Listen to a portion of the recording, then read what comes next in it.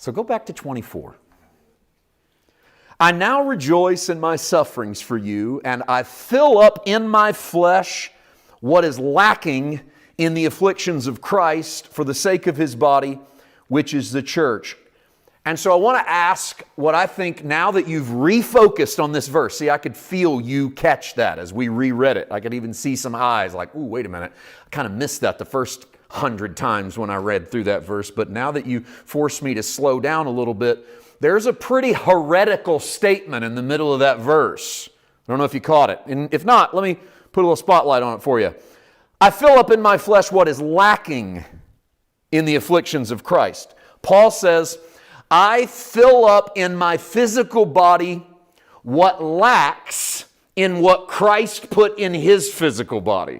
The reason I say it's a little heretical is because what other word are you going to use for it? Because in modern English, what he said was, I feel like I'm taking abuse and persecution and pain and embarrassment, and what is really happening is I'm taking in me what Christ didn't take in Him. And the reason why that's obviously heretical is Christ bore everything in Him. He bore my sickness and my sin and my shame and my guilt, etc., etc., etc. I don't have to convince you of that. Part of why you love Christ is because you see Him as the ultimate lightning rod for whatever was on its way into the human family, whatever was plaguing us, whatever was hurting us. He said, if I be lifted up, I'll draw all of it into me, Jesus said. So what gives Paul the right in Colossians 1:24 to say, in my flesh I fill up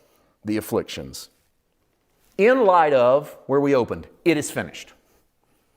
God did the work and finished it at Calvary, and then here's Paul. Well, let's start with the obvious.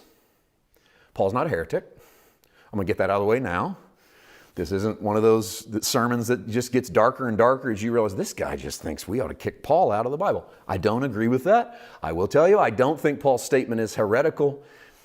If we can get inside the mind of what I think the Apostle Paul is thinking as he writes this. And we're not running off into some deep end tonight or wading out into some strange interpretation.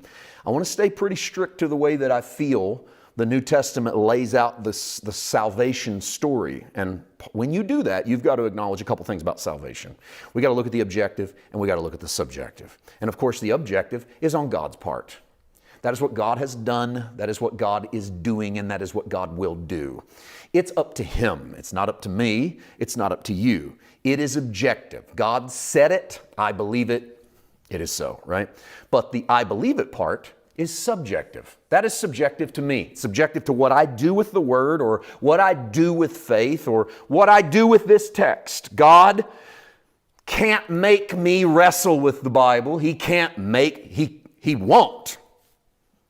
Whether He can or He will, He won't make me, but He isn't offended by it. In fact, I think God loves it when we take Him to test. Otherwise, there would be no Israel. I've told you this before. Israel is he who contends with God. If you want to watch God develop a people in the Old Testament, He develops it around someone who takes him to the mat. And I think Paul's one of those guys. So let's be those guys. Let's be that takes this to the mat. And so that's subjective. That's on me. So let's deal with it as finished. It is finished objectively. Absolutely. God finished the work. Jesus paid it all. Nothing I can do about that. God loves humanity. Nothing I can do about it. I love to say to people, God loves you so much, there's nothing you can do about it. That's objective, right? He loves you so much, and you, yeah, but I don't want Him to love me. Too bad. Subjective love. There's nothing you can do about it. He loves you in spite of yourself. When you're hateful and you're mean and you're rebellious, or you think you're an atheist or an agnostic and you've pushed God out of your life, it's okay. He loves you anyway. Now, I didn't say that the subjective side's being returned. You don't have to love Him back. He would love for you to love Him back. Subjectively, that's between you and God. Your faith is on your shoulders. Your desire for Him is yours, not His. As far as God's concerned, it is finished. He did the work. Subjectively, what do I have to do? Well, I respond, right? I participate. This is my spiritual formation. And so I have a part that I play.